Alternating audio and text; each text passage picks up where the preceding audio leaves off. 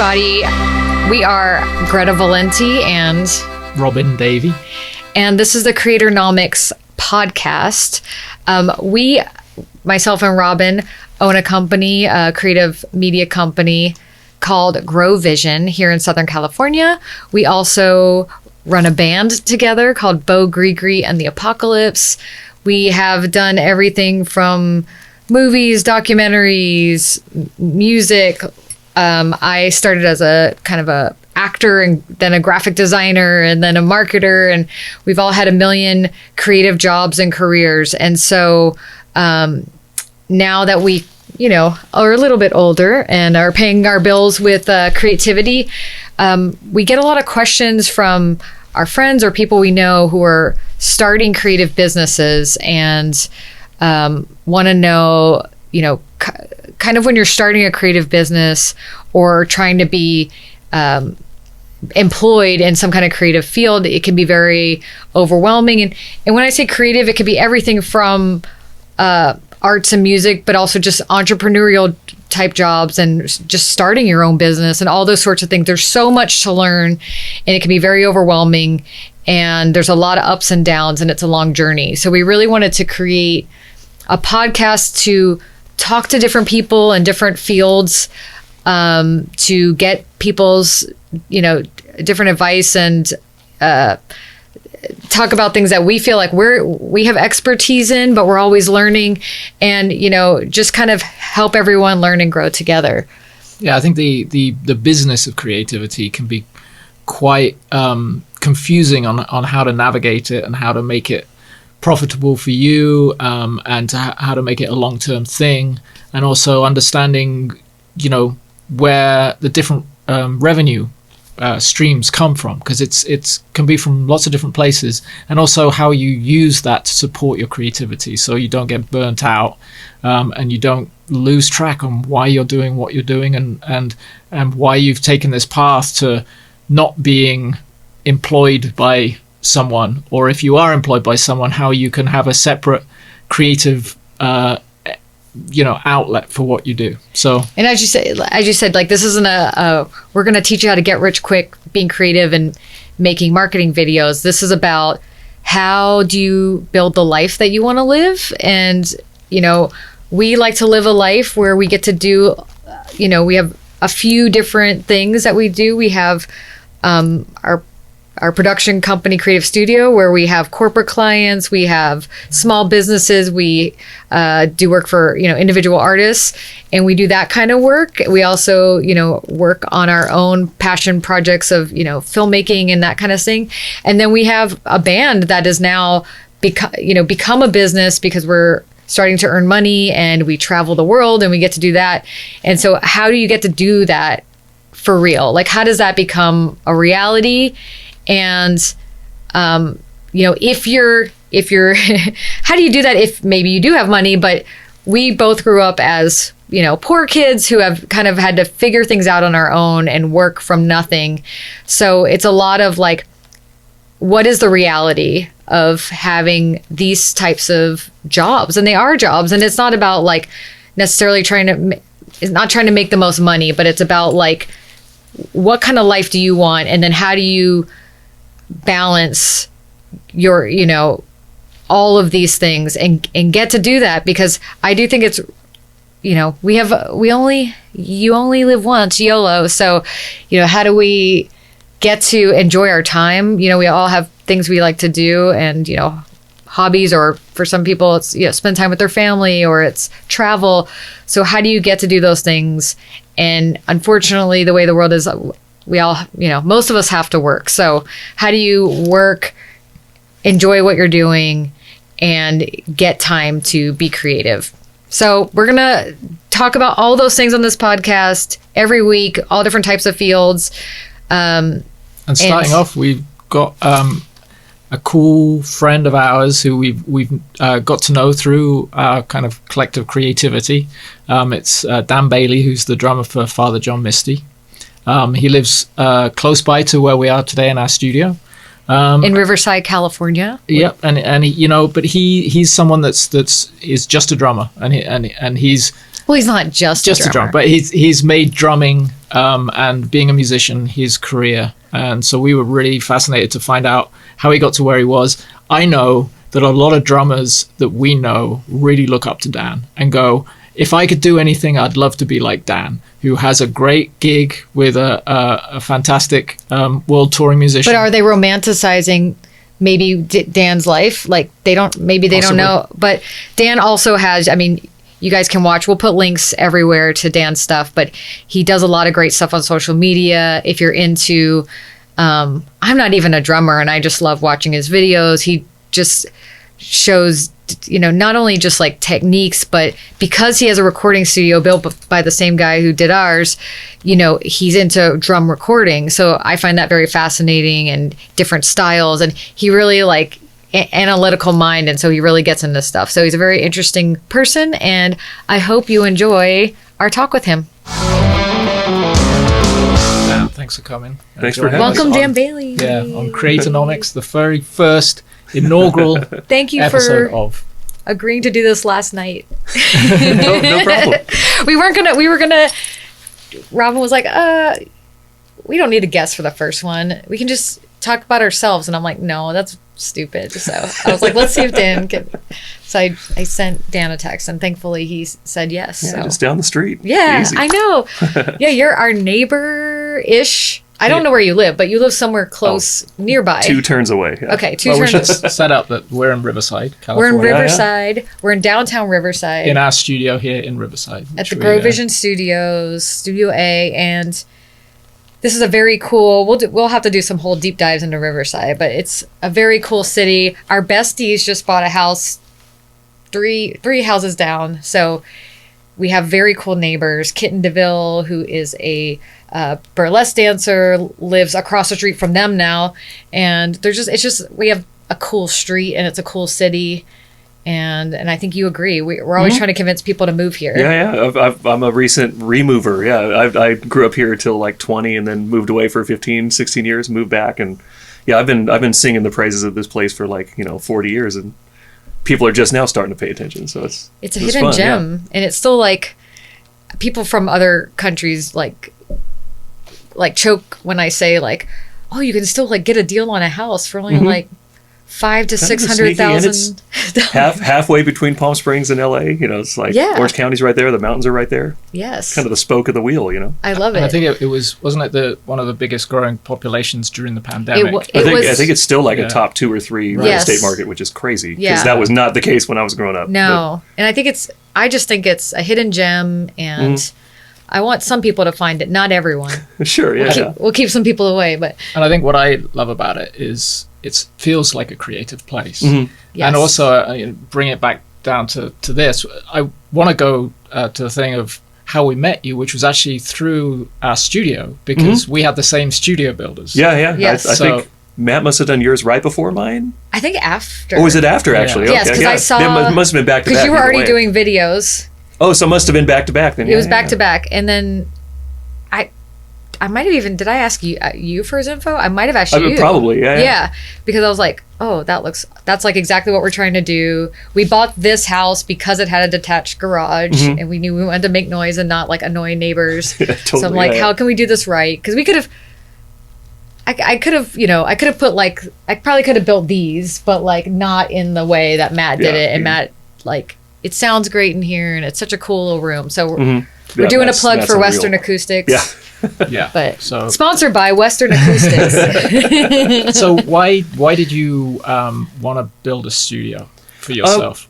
I mean, it was already just with recording budgets kind of going where they were, even pre-pandemic, that it was clear the days of going to United Recording, B room for 5 days to do 5 or 6 drum tracks, just that's not the way of the world anymore. And so it was already looking like if you can record yourself, that's such a leg up. And then once we got to 2020 and stuff was shutting down, it's now it's not even an option anymore. You have to be able to record yourself. In order to be any type of sideman musician has to be able to deliver what they do on tracks, be it whatever instrument you're on. So tell us what you do, because I'm sure we'll have a bio, but I play drums and record and engineer and stuff, mostly for my day job, I would call it, is like for the band Father John Misty, who I've been with for 10 years. But otherwise, just helping people on their records and working on stuff and teaching a little bit and kind of doing all things drum related, as much as I can. So kind of the purpose one of the purposes for me of this podcast is to help. I mean, we're all gonna learn along the way. We're not experts in everything, but we have all been like, working in creative fields our whole like working lives, or maybe even before that. So, getting as many people on here that kind of have different ways that they're creative professionals and how they earn money and how do they build the life they want, and like a life like you and I were chit-chatting before the recording of just like you've maybe done things in your life that paid better, but it wasn't a happy experience. So as you're getting older, probably like me too, like you start going, this is what I want. This is what I want to do. This is what works for me.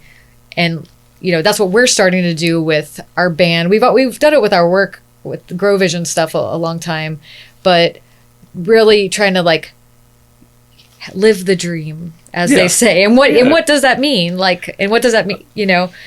Yeah, I mean, I think it's one of those things where you have to have, it helps to have like kind of a goal in mind, or like what it looks like. And for me, it's just, I like doing stuff related to the drums and recording and playing music and playing on songs and stuff.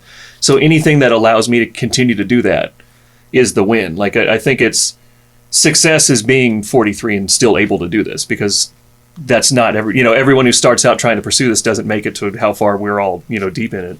And it just like, so just being able to keep the doors open in the first place is kind of the win, So I think people would think, oh, you're playing with a known artist, you're rich. Yeah, it's I grew up the kid of a union electrician and a bookkeeper at a travel agency. So like, very, very working class roots, and I would say that lifestyle continues, to this day. Yeah. I'm a drummer the way that someone's a plumber or an electrician. Like, it's a trade. I'm a glad member of the LA Union, and it's just, I think because creative industries, people have there's this extra element of like celebrity or fame or whatever, which obviously I'm just behind a drum kit in the back, so that's not my deal. Romanticism. Yeah, of just like what it's supposed to be. And for me, it's just like people have songs and they need drums, and that's what I do. So I come in at that element, and part of the point in the recording process, and come and do my thing and help out. And you're an artist as well. Like, you're not just like a drum machine. Sure. Yeah, no. I like to think I'm lending my taste and stuff too. But it's in the same way that like if you need drums, I'm there. The same way if your sink breaks, you need a plumber. You know, like it's just a job. Was there a point where you realized that things weren't quite how you expected them to be? So as a kid and you start drumming and you're like, oh, I'm going to be playing huge concerts and it's going to be amazing. Yeah. And then you go, oh, if I want to do this, if I want to have a house, if I want to have a family, if I want to have a career, things... Oh, this is how it works. I see. So was there a realization at some point? I think it's... I was talking... Me and my wife were talking about this the other day. It's this interesting thing where I grew up very much in the like... in the 90s, like music publication world, so Modern Drummer, like Guitar Player Magazine, all these, Rolling Stone. And you just had this assumption... Guitar Player Magazine. There you go. And you just had this thought of like, oh, if I'm doing these types of things, this will mean this type of like lifestyle or whatnot. And then by the time I got to doing some of those things, once Napster and streaming and all the things, once physical sales stopped happening, that's just the money for the industry is just the tap turned off. And so like growing up with these assumptions of what that was going to look like, and then if you weren't already a band in sheds or arenas by 2005, sorry, that's just when the kind of world changed. And so just kind of recalibrating with like, oh, what does it actually look like? If you were in a band that could sell 5,000 tickets in 1995, that's a very different thing than 2025. And so it's I think it's just Can you explain what that means? I mean, it's just labels, it's well trodden ground of just labels have gone into 360 deals where they want to be a part of everything. Terrestrial radio isn't a thing anymore. Mm-hmm. So they don't, at least in the States, to the point where they can't payola their way into an artist having a career. There's no artist development anymore. Labels don't have the budgets they used to. It used to be, like, hey, you four guys have some demo songs or whatever. Hey, go into such and such a studio for here's $100,000. Just go see what happens. In 1993, and that just literally doesn't exist anymore. I think that, and there's a common theme with musicians, like that things aren't the way they used to be, and it was so much better then. But the thing is we are in a different reality, and that reality is actually 20 years old now. Yeah, because streaming came in, Yeah. digital music came in, and the fall of the music industry was around about 2003, 2004. Yeah. And I know because I was signed to Interscope Records at the time, and you spent 3 years on a record label, and literally they were just completely confused as to, we don't know how to break an act at this point. So just reiterating the point of like, there was this switch where it was like everything that we knew and that we did, our fail-safe things, boom, they've gone. Yeah. So then we're in this new world, but the thing is, it's a 20-year-old new world. No, it's so fascinating to me that the big artists are still the big artists. Like it's if you're much newer than the Killers or the Kings of Leon or something like that, like that's the newest arena band still. Yeah. Like we don't have new, maybe the 1979 or something, or 75, sorry, have made their way. But there's this, like, if you weren't in under the rail, it's a different world that you've grown up in, which is in some ways great. We have music that we wouldn't have otherwise, because it used to be that the cost of entry was so high that you had to have access to all those studios, and now you're able to do stuff on your own that would have been unthinkable 30 years ago. Yeah, so I think it's a different. Just it's a different rules of the game have changed. Model, the tools are changing, the rules are changing. You have to. A lot of times you can't just be a musician now, right? We were talking about it earlier about you have to have a little bit of business acumen, Sure, yeah. Or it helps to have some business acumen. It helps to have be able to talk to people, have personality, and be able to know how to send an email, send an invoice, some of the basics. Be a professional. A professional. Yeah. And so, like, can you give me just like a quick rundown of how did you get to this point? Like, where did you start? And then like, how did you kind of end up as being a professional working musician? I started playing when I was like 2 or 3. I was one of those like toddlers you see every now and then on the internet. My dad was is a trumpet player and bass player that had a gospel band. I grew up very religious, and they had some like kind of regional success. And so like they would do like kind of little weekend gigs, kind of within 6 or 8 hours of here all the time. And so I grew up like on their little tour bus doing that and stuff. And anytime their drummer Paul would like take a break, they'd be at rehearsal, he'd take a break, I'd be a toddler, jump up there and play the drums and stuff. And that just turned into, they got me a drum kit, and I sat in the back bedroom of the house just like with headphones on, listening to records, playing along for forever. Ended up playing in the various churches I grew up at.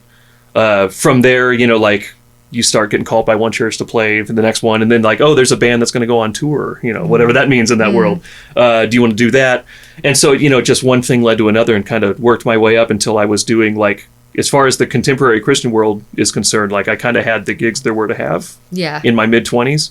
And that kind of definitely gave me all the reps. And when you're playing at various small churches everywhere, like you've had every bad monitor situation, bad gear situation, but definitely like, you get the shit kicked out of you for the first 10 years. It's great. So my 20s, teens and 20s were just like playing these like awful gigs, like no offense to anybody involved, but but just really putting in the miles and like getting reps and stuff.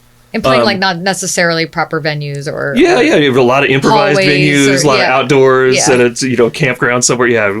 Weird stuff. And looking back at it, and how important were those experiences to how you approach playing now? Like having instrumental. Yeah. Like I the fact that like the church I grew up at had they were doing 3 or 4 services a Sunday in a 1,500 seat room, and I don't know many 8-year-olds that get to play for that many people a week every week. And so like stage fright got kicked out of me super early because I've been playing the instrument since before I had recorded memory. So at that point I don't really have there's kind of like an unshakable stage confidence at that point because you've been through all of it, and But I think getting that many reps that early on is like kind of very instrumental in getting me to where I'm at for sure. You're like the nicest person ever. Did you have like an ego at some point, and then you've been like humbled? Because I can't imagine you like knowing you now. I mean, I can be spicier in my dark moments. Yeah. And I for sure had, I mean, you grew up in that type of thing where it's just so, it seems so obvious that I'm going to go do this, and then that's going to happen, and this is going to happen. It must be me that's doing it. Yes. So of course there's like, and in that world fosters this like strange false humility. Yes. That you're not allowed to actually come out and say how good you are, but you have to act like you've it. been blessed. But you've been blessed. It's very strange. I mean, I don't know where it's a moving target where I come up on my own personal religious philosophy, as I get older. But like, there's certainly elements of this that I did have no say in. This is something I know how to do. It's the same. It's the same in a way of like, I was in a group called the Young Americans, and so that was kids from all over the United States that are auditioning and making it to this group. And a lot of times all of these kids were like the best kid in their high school, right? Sure, so everyone had like, well, I'm the best in my school, right? Right. Or whatever. Totally. So you have Big these fish, kind of small like pond. big fish, small Totally. pond kind of things. And you then start to learn, I'm not the best at this, or, you start to like learn how to deal with that. Well, certainly, and for me, because I was in a band. You had a similar, different. So I similar. started a band when I was 14, and then by the time I was 23, that band had split up. But in the time from being 14 to 23, I had a record deal, toured the world, played with all the blues artists like B.B. King, Buddy Guy, jamming on stage with Buddy Guy. And signed to Warner Brothers, released 3 records, and then started an independent record deal, and put a record out independently. And this was all in that small little space. But the rise from being a band playing pubs and clubs around my area to suddenly now we're on Jules Holland TV show. There's an entitlement that you get from that because you're just not aware of that it's not that way for everyone. Yeah, absolutely. And so kind of going back and it won't be that way for you forever. No, and then, by the way, moving, when you're 18, it's very different to when you're 25, to when you're 30, to when you're 40, to when you're 50. There's this fall off of like people going, you guys are so great. Here's lots of opportunities. So you're for me, a teen phenomenon. Yeah. So for me, and I'll just quickly, say like being signed to Interscope and then losing the Interscope deal without them releasing a record. And I came from England to LA with this, I'm signed to Interscope Records. And I'm hanging out, and there's no doubt over there. And there's, I'm in the studio with this guy. He's Glenn Ballard, Alanis Morissette's producer. And, you're just like meeting Katy Perry singing backups on your record. Astronaut Katy Perry. And so, again, it's just inflating this ego of yours of like, I'm invincible, and I'm better than everyone else. And then suddenly there's the realization of this crash at the music industry for me, and kind of going back to the question that I asked, which we kind of lost track of. Like, my realization was I was signed as a multimedia artist at that time because I was doing music videos for my own acts, and they were like, "Oh, you can create stuff." Well, things are moving in this direction because digital's happening, and this was pre-YouTube. But this was 2003, so it was 2 years before YouTube. And then, so my realization of like, I have to not just be a musical artist. I have to do other things if I want to stay living in LA because it's expensive here. Was they said, hey, can you make music videos for our other artists? And here's the budget for that. And I'm like, oh, it's easy to get money out of the record label to make music videos for their other artists. But if I want to get money for my own record, no chance. Nothing. Yeah. So then I started making money by making music videos for other artists, even though I was signed to that record label and all I wanted was my own act to be. So that was my realization. And so, kind of going back to that, like, where was the point where you're like, me being a drummer, if I want to do this, I have to also do these other things. Yeah, I think tied into what you're playing these churches. So kind of when do you get to that point? I was. Some of it came kind of parallel to my deconversion from being Southern Baptist. Growing up like that, and it was like I hit the glass ceiling kind of similarly, where I hit a glass ceiling at like 25. Like, oh, there's nowhere to go in this world. This is a small pond, and I already have the handful of gigs you would want. You know, certainly living on the West Coast, I was playing with like the 3 people that mattered, because everybody else lives in Nashville, Texas. Oh yeah. But I had like the biggest house gig, you know, at a church on the West Coast, and I had the 2 or 3 gigs you would want, and it was a real like, oh, is this all there is? Like, is this? I'm not doing anything I'm like particularly musically stretched by or proud of. I clearly don't have the same calling that all these other people feel for this, because I'm like kind of burnt on it and don't want to be doing it. And so for me, it was like, it came to this like fork in the road. Like, do I, you know, like legacy wise, like how do I want to be remembered as a musician on my instrument? I want to be making original music, not congregational music. I don't want to be working in a field where there's like this obligation built in fan base, the people that are just obligated to like it and to you know, use that music and whatnot.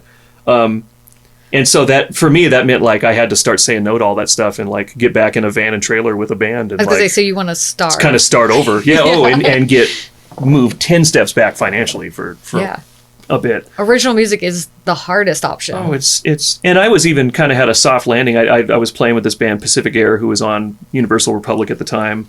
And so like we were out with, why am I blanking on their name? With Passion Pit. Sorry. Oh, yeah. Sorry, guys. In 2011, when they were humongous, like they're, you know, one of the biggest bands. And so like getting to start over, but see like, yeah, this is what I want to be doing. This is just people who are here because they like this guy's music. This is like, it's actual fandom. Like this is, people actually connect with these songs, and not in a superficial way, but like these speak to them in some way. And then it was just like a slow build of like, you know, you start over, like, oh, you meet this person doing this tour, they call you for this thing, they, you know, whatever. And in that time, I realized that, like, luckily had a little bit of foundation of being able to play on records, because not everybody has maybe the subsequent level of skill necessary to be a studio player too. And so, like, was getting called for that, certainly locally. And that's kind of where I realized that, like, how this is going to actually look is there's going to be like a touring component, there's going to be like a studio component. And then in the last 7 or 8 years, I've been teaching a little bit, mostly just to kind of document skills that I think are disappearing from the world. Like, I was lucky enough to be around long enough to learn kind of the old ways of recording. So I've tried to like pass out as much of that, you know, down as it got passed to me. And so like, yeah, it turned into this thing of like, as long as I'm doing music adjacent things, I'm completely happy. If I had to go get a 9 to 5, I would just be soul crushed. But as long as I'm able to eat like studio stuff, engineering stuff, teaching, playing live, like as long as some combination of that is paying the bills, I'm stoked. That's a win. I think that's something either people are, if you're a musician, that you have realized that you need either a job that can be flexible where you go on tour, if touring's your thing, right? Sure, touring is not for everyone. It's very difficult. You have to be able to be in a lot of frustrating, annoying situations and keep your cool and just go with the flow and still perform. And it's like, it's kind of like being an actor in the way of like, there's like 23 hours of waiting around for like 1 hour of performance. It's something I've actually recently been talking about this to my students, is like how much doing what I do is like being a character actor, where it's like, if I get called for a record that's kind of Motowny, it's like, well, this is a period piece. Like, okay, so in my head, it has to be 1963. I have to get those kinds of sounds. I have to play things that are appropriate to that. You know, it's I think character actors and musician are very similar, you know, in the way that, like, you know, there's a musical artist and then the musicians play for them. There's always like a lead, you know, actor or two in a movie. And then the rest of the cast is there to support. Supporting. Yeah. Yeah, I think that's a great analogy. And you know, that's the only way you make yourself valuable to the artist, by being supportive and making them look good. You know? Yeah. And let's talk a bit about technique in music and how important that is to like someone coming to you and being like, hey, I want you to play on this soul record. I want you to play on this rock record. You know, what were the fundamentals of you kind of finding those skills, and was there a point too where you're like, oh, I'm great at this, but I can't, like, what that guy's doing there, I don't understand that. And, Oh, sure. Yeah, Yeah. were you doing that during the church years, or was that something? No, I think of the musical window was kind of tight. It was very narrow because what is requested of you in that world is very specific and not really like musically stretching at any point. I think as I started to work with original people, they'd be like, hey, this is going to be like a J.J. Cale kind of thing. It's like, well, I better know who that is now. Right. Like, oh, this is going to be kind of like early Elvis. Okay, great. Oh, like, what does that mean? Yeah. Yeah, exactly. Yeah. So what were the drums playing on that? And how did they sound? And like, I should go back and watch documentaries and footage so I can see mic techniques. And, I think it was just a matter of like, okay, if this is what they want, how do I, triangulate how to get there, be it through the playing and the engineering and all that. And I think that like, that stuff was, it's just like for an actor, like having to learn an accent for something, for a particular thing. It's like, I don't have that yet. I need to go work on that. I need to like submerge myself in that type of music and method. Are you like a method drummer? Yeah. Oh, totally. If I know I'm going to a session, it's going to be a certain thing. That's the type of music I'm listening to on the way there. Do you start like, oh, I should smoke cigarettes now? Or you do smoke. Like you change your personality? No, not to that level, but no.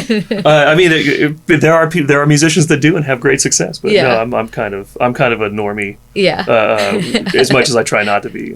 One thing that again, like kind of going back, I had this intense like 8-year period of playing in a band and being young, and thinking I was the shit because of the success I had. And then it wasn't until the band stopped and because I was playing bass in that band, and so I was a bassist for the early part of my career, and I would hear these bass players, and especially like Jaco Pastorius and Roscoe Beck was one of them too, who played a lot with Robin Ford and Eric Johnson. And I'm like, I know that I'm okay, like I'm holding it together, but I don't sound like those guys. Yeah. And so I spent a year trying to figure out what it is. And there was one little bit of technique that I realized that I was doing wrong. And it's a ghost note before the main, like say the kick, right? Sure, yeah. So a bass goes da-da. Yeah. I was going da-do. Kind of accenting the... Yeah, accenting after the kick. So I was hitting the kick on time. Yeah. And as soon as I did that one little technique, it set me up for being able to do like funk and, much more jazzy kind of stuff because of that one little thing. And that was the point where I went, I have to not be cocky about what I do, because it was that one tiny little thing that set me up to be a ton of better player than I ever was. Yeah. Are there little realizations like that where you learning a certain style of music and you're like... Absolutely. Well, and I think coming from, I don't want to keep dumping on the world I came from, but coming from where the musical expectations are not particularly high. It's that the music in that world is made so that a record can release on Tuesday and volunteers can play it on Sunday. Yeah. So the level of what it requires of you musically is pretty low. It's probably similar to certain types of pop music in a way. Absolutely. Right? It's sing along music. Yeah, and it's there to be congregational so that it's inviting to players that you don't have to be a super high end player to be able to survive. Right. But I think so. The problem is that like if you have success in that world, it builds you up to like, oh, I'm amazing. Like look what I'm able to do in this kind of limited scope, And then it was going, it would be like being on a session and a producer being like, hey, can you play fewer ghost notes? And my brain would go like, well, this is how I play. I don't know. And like learning to turn the ego off to like be willing to try stuff, and then you'll be doing something in the tracking room and it sounds like just garbage, then you go in the control room like, this sounds great in here. It's translating the way they want it to and just learning like, oh, I don't know everything there is about this. Other people's opinions are, and even a step further than that, I would say that like I've been lucky to be around a bunch of the cool kids. And so like I've learned like, oh, their opinions are cooler than mine. So I'm just going to do what they suggest, and then I'm going to look like a genius because I'm just working off other people's ideas. And like just being willing to try stuff kind of was the thing for me that like unlocked all of it, was just not having an ego about like, I already know how this should be. It's like, no, it's if the producer and artist are hearing the tune a different way, then I have to go with that, and being willing to do it without it. I don't have to win, and I think being in enough of those situations where like, oh, something I was sure wasn't going to worked great. You learn that like, we have our own limitations, and sometimes it's good to let people lead you I think around. always Yeah. be learning is like That's totally it, yeah. right? Like And I think from, so with our business, which is obviously we do music, but we're in the, we do creative things. And a lot of our clients are corporate clients, things like that. So there's a very set way of how you have to present things and Sure. what they expect. And I know that when it's really good to separate your own passion and where your own creativity, the things where you're in control, from how you interact with people where they have that control. And I think that that's something that holds people back when they feel that they want to have too much of a say in something. And they again, it's kind of ego. It's like, well, I know how to do this. It should be this way. And I think that's one thing you learn from one thing that often you don't learn as a musician because you don't have an employer as such. Sure, yeah. But from our point of view, we have people that ask us to do things, and you have to do what they ask, and they have to be happy. And so, was there a period? Obviously, you've been playing with Father John Misty for a while now. Is that how many? Yeah, how many end of 2014, something like that. So, right. Yeah. over a almost decade. 11 years. Yeah. Yeah. 11 years. So, was there a point where kind of a realization of, that this is slightly different to, because now it's a long-term thing for you.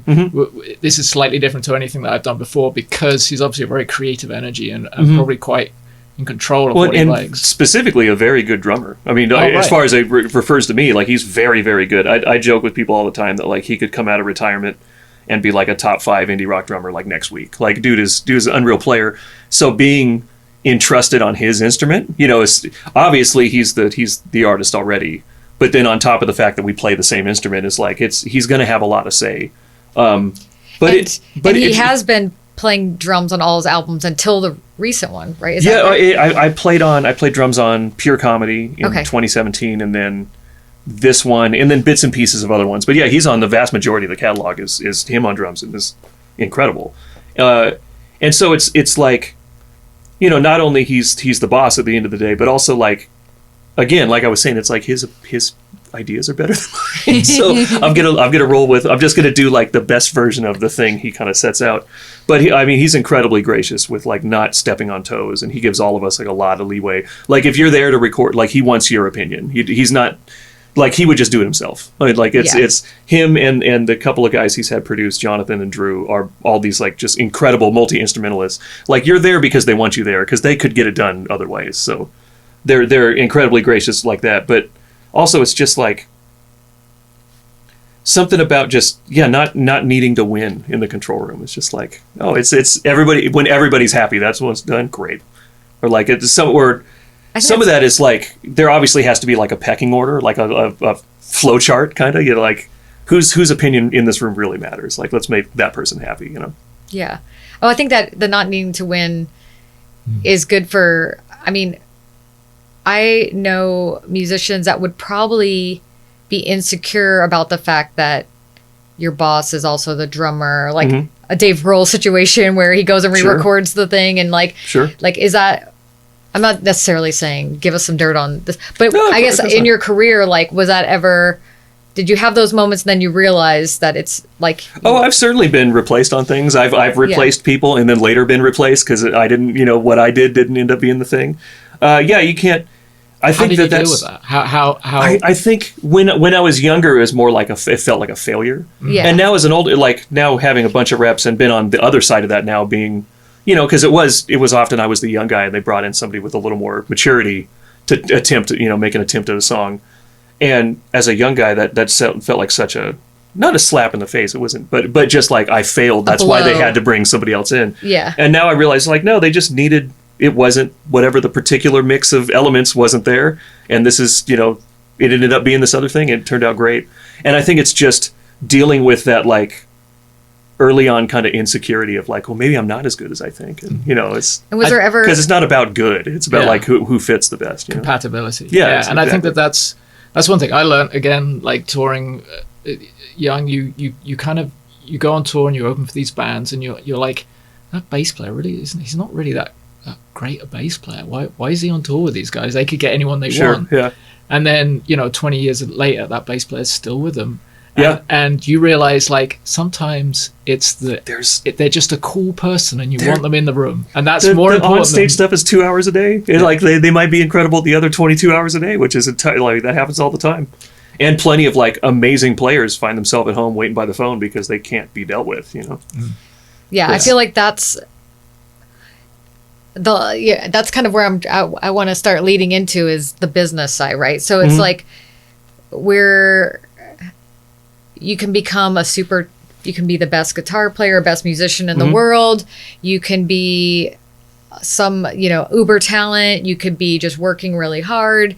But I think at the end of the day, how does this become a viable job? And then how do you kind of build the life you want? Or like, if you're starting off like poor and broke and like, kind of along the way, these like decisions, like, do I want to keep doing this? Do I still want to be a touring musician? Do I just want to be a studio musician? And like, then also learning all these kind of like life lessons along the way of, you're not failing, or there's always these like peaks and valleys along the way, or when maybe there's a period of time where you don't have work and totally, yeah. you're, you feel like you're a failure then because so like, I think for the people that are kind of lost or they don't know like how to go forward, or maybe they don't have work right now, or maybe they're doing great, but then they lose. So I think it's like, how do you keep going?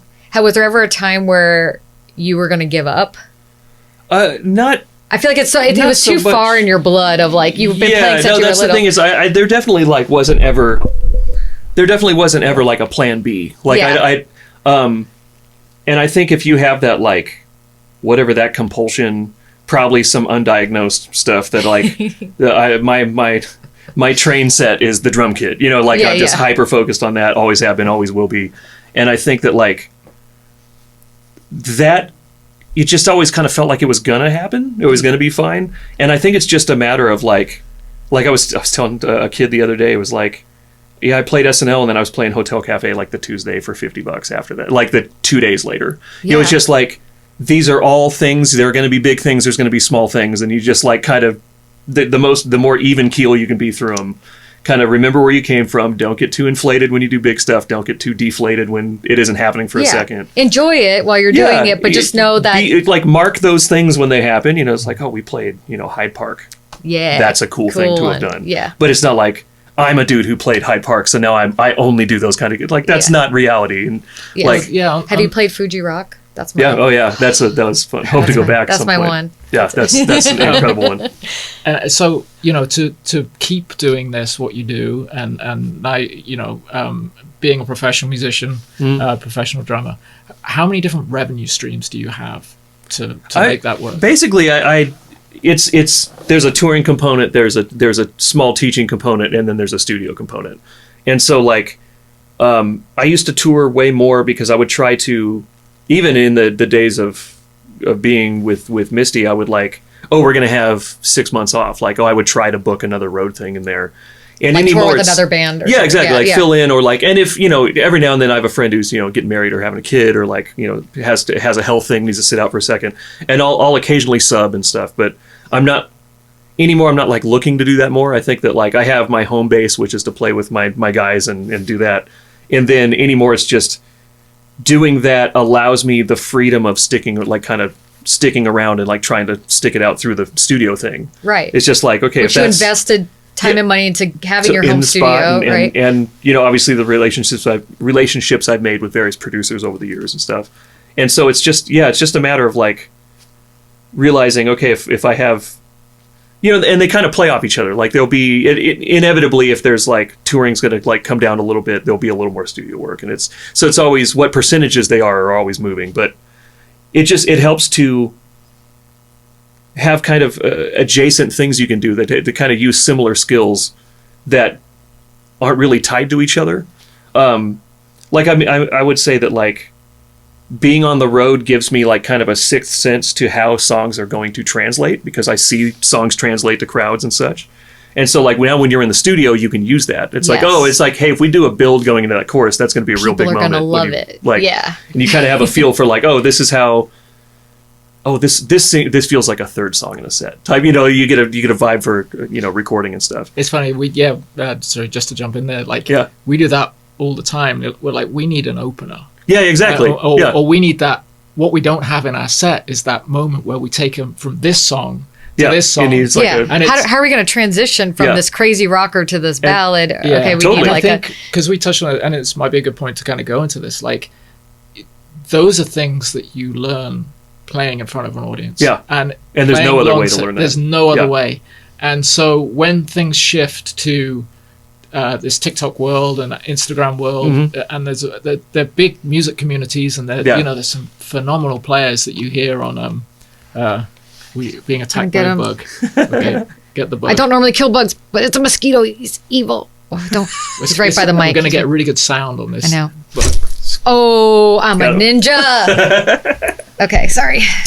Sorry, PETA. So yeah, the TikTok artists, Instagram artists, phenomenal players, but they're dealing in 1 minute segments. Sure. And you watch these things and you're like, I can't pull that off, But there's that thing of building a set. It's like building a story. It's you're creating it. They're doing that for TikTok specifically. So I'd say it's a similar skill, but they're going, hey, what is going to be a catchy thing for this 1 minute that people are going to want to do little dances to? Yeah. And It's a craft in itself. No, absolutely, and it's something Yes. that you have to dedicate time and to become really good at. It's not. I just couldn't go, okay, now I'm going to be a TikTok guitar player. It would take me a year or two. It's its own thing. It's yeah. its own thing. to hone it in. But what we are missing, and like you talked about before, of those arena bands that suddenly, if you weren't an arena band by that point, that's gone. So we're losing this skill of like holding an audience for 2 hours, and and it's just, again, you were talking about that. So I think that's a really interesting point, which also fuels your songwriting. It fuels how you create albums. Yeah, I think if you're kind of thinking about where like the rubber meets the road as far as like how this all works financially, it's like in the same way that like the skill set of being a great live player makes you a better studio player and vice versa. Like as those, if you can kind of jump back and forth between those worlds, it builds both skills. In the same way, like obviously I get called for things because of my affiliation with Father John Misty, and people like what he does, so they want me to do kind of the things I've done with him on their records, and so that helps kind of fund that or fill that my time card in the studio, but also like being able to be off the road but still playing most days because I'm recording on something or whatever keeps me kind of ready to go back on the road. I think it all kind of feeds each other both musically and kind of financially. It's like it's me playing with the band is kind of like a passive advertisement for the thing I do on the side, in my home time. Yeah, it's a great showcase. Yeah, pretty your much. skills. And when the only reason anybody is interested in what I have to say teaching wise is because they can see it working. Yeah. And so like it's to me it's all connected. It's all the same job. It's just kind of split up, and I'm doing a slightly different thing every day, but it's all. Tell us in the audience, all kind of like, the same thing. I mean, we've met your wife, but like, you're married, you have 2 kids? 17 years, yeah, 2 kids, 15 and 10, yeah. 15 and 10. Keep them off social media because there are weirdos in the world, but yeah, Yes. my family does exist. Yes. Nobody, But I'm just thinking more of just like for people thinking about this as a career, for people who are maybe struggling artists or even if they're not musicians, like, and they want to be creative. We we just met like a guy who's a doctor, but and he made the comment to us like, oh, you're living the dream because you're creatives who are also like, we're also working on our house, and we're also like, we're doing different things. And I think I have just always like worked on creating this kind of lifestyle of not working a normal 9-to-5 corporate job. And like, so for people who want to do that, can you just tell me, like, without saying numbers, like, but what is your lifestyle like? Like, sure. I think part of the whole thing is sustainability. You got to be able to stay in the game. So like keeping your kind of monthly nut. And as you age and whatever it is. There's like, obviously a 15-year-old's more expensive than a 5-year-old. That's for dang sure. Yeah. But I think there's this just like part of it is it's not just going after maximum income. It's also like trying to keep your like your month to month at a reasonable level where it's kind of sustainable. Yeah. And when you have a good month, it allows you to get ahead Yes. rather than playing catch up. Yes. Yeah, for us, it works out like Ash is just everything, home manager, full-time parent. I've obviously, come and go for a couple weeks at a time.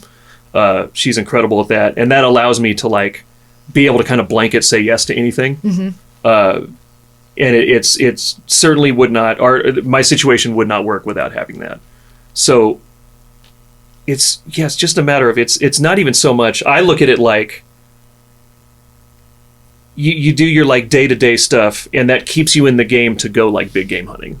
Like, so it's just, if I can do the stuff that's in front of me, the stuff that that's great, and that'll allow me to kind of like coast. Yes. And then like, who's to say when a certain opportunity will come up at some point? But if I can't stay in the game, that'll never happen. Yes. So it's really about like, it's not about like milking every dollar out of every project. It's just like, this allows me to keep going, great. And Yes. that's just, teaching allows me to keep going, great. It's all connected. I think that's great advice because, and one thing I love about this kind of lifestyle is the fact that there's always that potential to make more money, and there's always that potential of something big coming in. And we've had it happen a lot of times. Like, so we have, our clients that keep us going in video work and marketing, and I do websites and design things, and I social. We kind of just say yes to. We try to say yes to everything as much as we can, Totally. and we also do friend deals, like course, whatever. And then and then you kind of like wait and hope that you get that great bigger opportunity that allows you to catch up. Totally, pay off some debt, or maybe do something cool, or go on vacation for once. And it's certainly the kind of job where you have to be thinking like 6 or 12 months at a time. Like it's now, early on when I was starting out, like where it's like, oh, I hope they get me a check at the gig because I have my, I got to put in my part of the rent with my buddies on the house we're renting when I was 22 or whatever. Yeah. But yeah, just being able to like, I've just seen it enough times that like something that was a big deal leads to literally nothing else. Like, it's just, I got the check the one time, they never called me again. I never met somebody on that thing that turned into another thing. Or there was like, oh yeah, I did this thing because it seemed like it'd be fun. My buddy was involved or whatever. And then like, and that's where I met this person, and that turned into this. And that's the one. It's never the dollar ones the high dollar ones that turn into more work. It's exactly the same for us. Yeah, like it seems to be universal across all creative industries. You think here's the one that's this is it. I'm here, and it's for us. We can specifically say it was like certain things where we played a venue to 2 people, and that one of those people was connected to this person, and it was only because we went in and played that venue like we were playing to 100, 200 people. That can't change. It has to be. Yeah, I grew up acting, and we, through like acting classes and school, like you get told, you never know who's in the room, right? Yeah. So like I've just always had the like, we're given 110% all the time. Even if there's 2 people in the room, which we've had even recently, we're going to put on a show, and it's going to be at worst case scenario, it's a great rehearsal, and we're going to have fun. And many times that like cheesily has become like the thing, like that particular incident you're talking about. We were playing in Tulsa, Oklahoma. Was it when the tornado happened or a different time?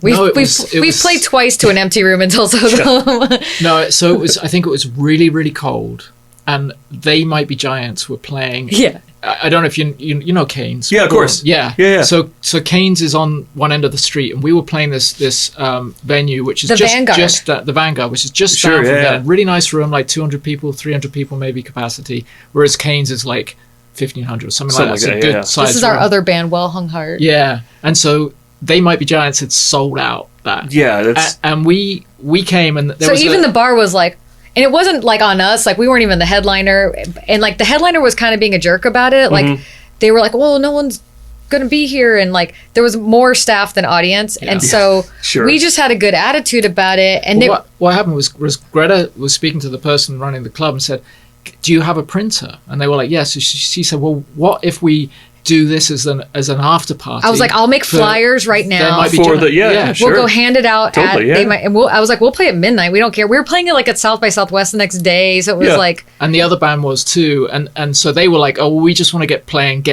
get off so we can do the drive to fine. Austin. We were like, fine. So Greta came up with this idea.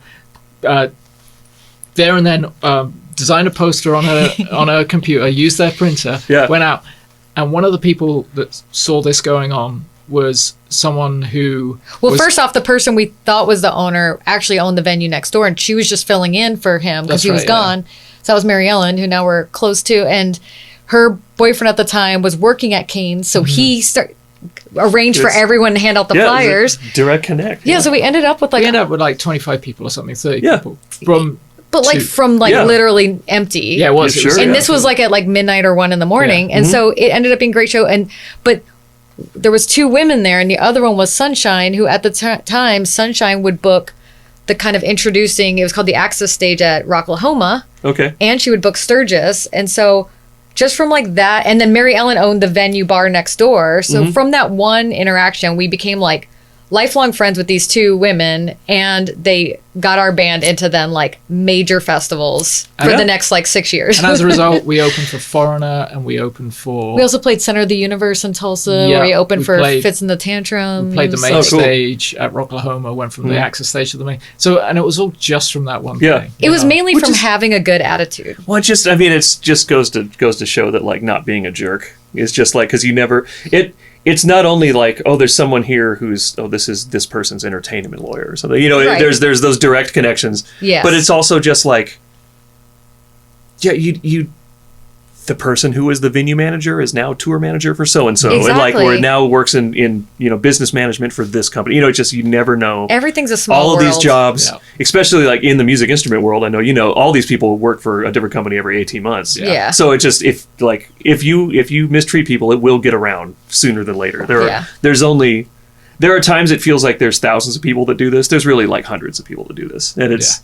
Well, especially it's people that... easy to leave a wake of destruction if you're not careful. And people that it becomes their career. And the people like yourself who have gone, I want to do this, but in order to do this, I have to fill all these boxes, and I have to have these fail-safe mechanisms so that when this falls down, I have this other thing that is going to keep me through. Totally. And the other thing... we bonded because we had the same studio designer. But the studio is an investment. It's not cheap to create one of these things. No. And so talking about going up your ups and downs, one time you're playing like, huge festival, the next time you're Coachella to Hotel Cafe. Feast and famine. It's all the same job. You just got to look at it that way. It's all the same thing. I think it's really important to kind of acknowledge that the investments are so important, because now you have a space where anyone can call you up and say, hey, I need a drum track, and you can be like, you got it tomorrow. It's going to cost this money. And those investments, they may seem big, but that's why it's so important to be aware of your finances, aware of where your income streams are, where your possible income streams are. And it takes time. Well, how much should I invest? Because in theory, if I make X amount of dollars a track, how many am I to pay back this investment?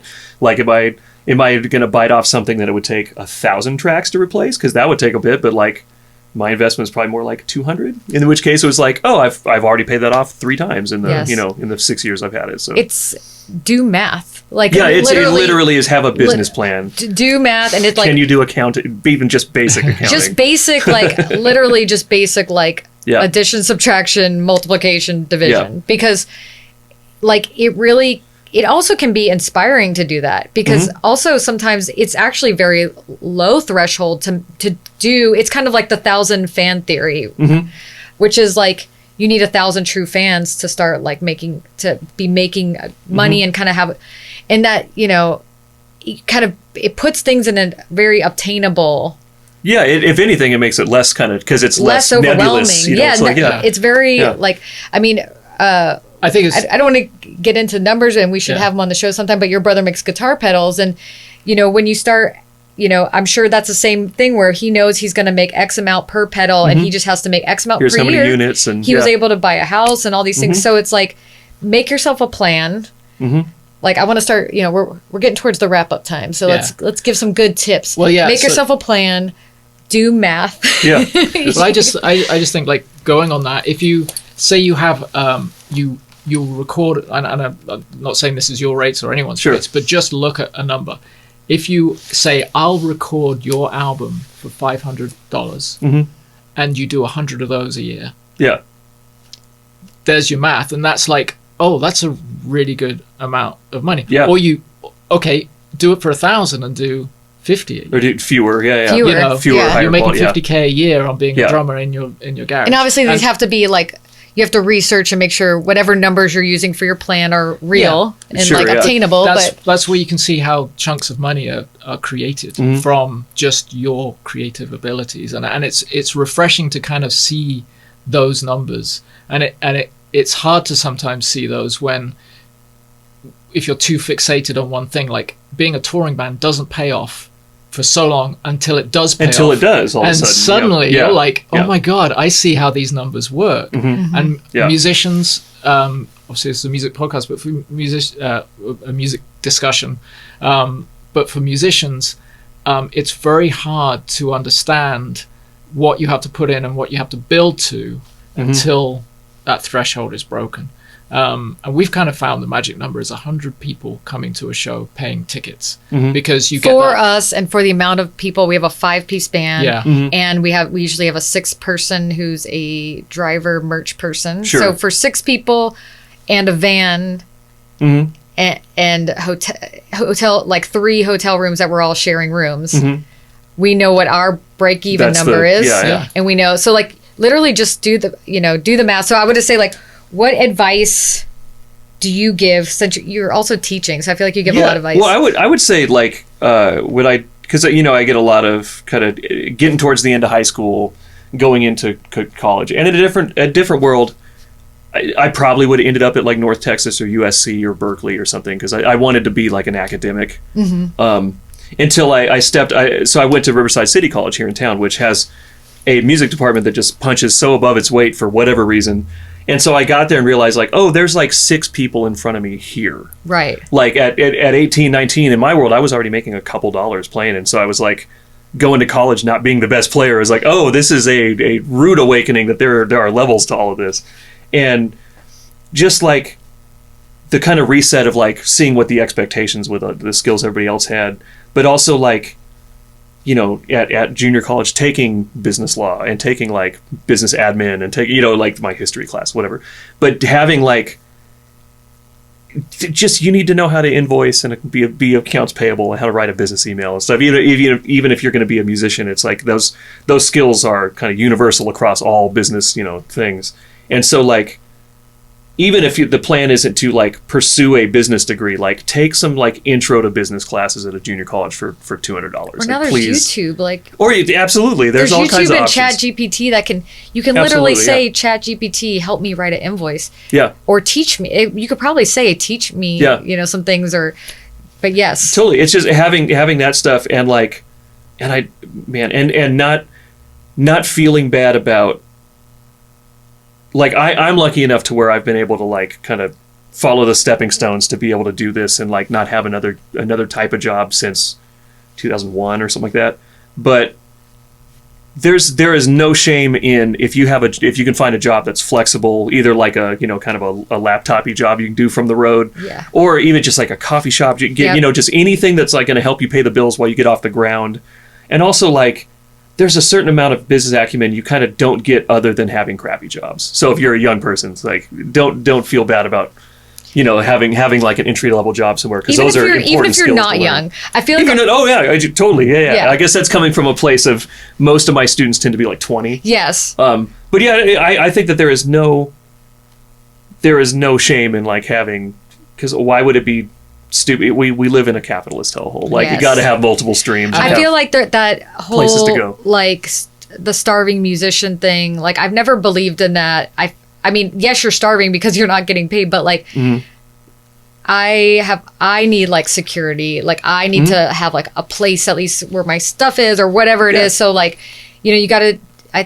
I think, yeah, I've never felt shame in that, and I'm glad that the world has changed to where it's like everyone's got a side hustle, Yeah, totally, or the gig yeah. economy, whatever. So, and kind of what we talked about earlier, but like, I think we're all at the age where we have probably over hustled at times. Oh, absolutely, yeah, absolutely. And burnt out or Yeah. been very unhappy. So, Yeah, and I think, you know, we're talking about creativity and the financial side of it, and being, you know, being able to be a creative and earn money. But the thing is as well, like, you can balance a non-creative job and a creative job For sure. too. And I think sometimes it's great because it's sometimes a 9 to 5 that's not creative. Just like you leave that at 5 o'clock, it turns off and you can. It's great. Yeah. I like that kind of stuff. and it can make your creativity be what it should be. And I think that's a big thing too, is to and we've been talking about this, the boundaries of, like,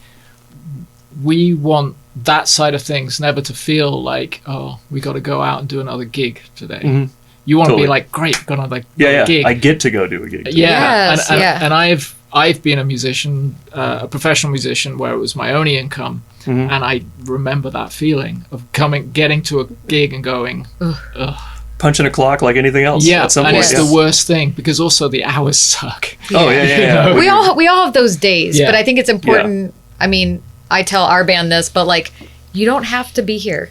Yeah. And you're not, like, we're paying you as much as we can, but I know people aren't making, $1 million to be here. So, so try to find a way, like, make sure you love it. Make sure you're finding a way to make it fun, and it should be fun for everyone in some way. Yeah. And there's plenty of musicians that I know, that we know, that where they've decided they're not going to be a full-time musician, and then they've gone back to loving music. And I think that's the totally. thing. Yeah. Or not a touring musician. Yeah.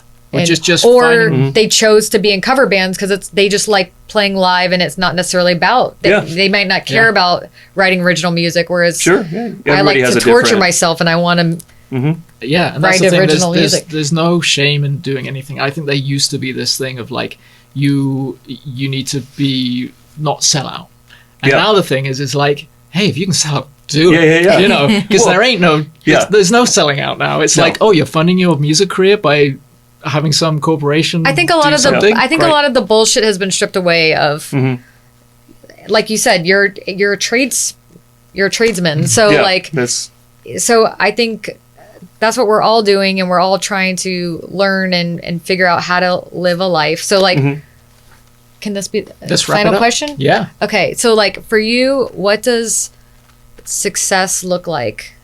I mean, it's just getting to stay on the horse a little bit. It's like, I think that it's tough to, like, you have to have, especially, like, my responsibilities being a parent and a spouse and stuff, and having a mortgage and stuff. Like, there's responsibilities that I find myself saddled with. Like, I am a leftist. I would love if we lived in a democratic socialist kind of situation. We don't. So for me, it's like it's been very helpful to, like, understand that, like, there's a kind of a bare minimum that I need to make just to kick the rock down the road a little bit. And then there's, like, the rate I would like. You got to have kind of like a rate you would like to make, and then. But you can't, there's a balance point you have to find of, you can't be too protective of your right to where you say no to stuff you should be doing, but then you don't want to undervalue yourself. But pretty much for me, just winning is just, like, getting to keep doing it. So, like, sometimes that'll mean, a full rate session will come up, or a 4-rate tour, whatever it is. That's amazing. Or, like, this seems like it's going to be a lot of fun, and it seems like it's going to put me in the room with, like, some of these people that I would like to, like, there's going to be benefits other than financials to doing this. So, there's multiple reasons to say yes to stuff. And I think just we got to play with you because we needed someone to just come in so we could workshop some songwriting. Yeah. And we were like, I remember saying to Greta, what about Dan? And she's like, he's never going to say yes. We're just like, never going to say yes. It's like a Wednesday or something. Like, what am I doing? Can you please come jam help a little us? bit. And so I think, just like on that, like, you said yes. Be our drum muse. We played with you, and then it was like, oh, we're gonna have to get Dan to properly do some stuff. Sure. So, of course. That will happen. I think it's those things where you make that connection, and it's also, I think it's important to realize you're not cheapening yourself if you say yes to something not to your normal fee. You're actually strengthening your business, because if you make that connection, when that person has the money, they're going to spend it. Totally. Well, and I've met, dozens of people that I initially worked with when they were 20, 10 years ago, and now where their career is not where it was then, and they're in a different kind of financial situation. And, like, as long as you did good work then, and they're going to call you back, like, they'll take care of you. Like, you've sown the seeds a little bit. But yeah, I think of it like, it's just about like keeping momentum. It's not even about what any individual gig pays. It's just like, it's more important to like have your time, fill up your time card than it is to like worry about to the dollar what you're making any particular day. It's just like, can I stay busy doing this? Being busy makes you busy.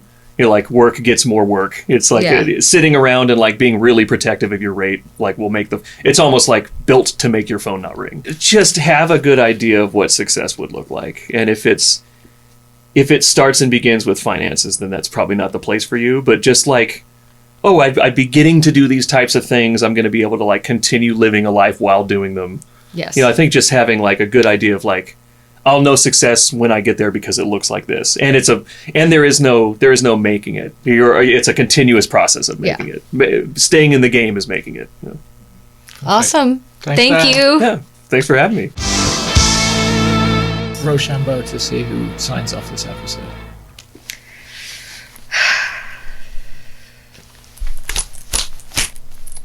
It's 1-2 hit. Okay.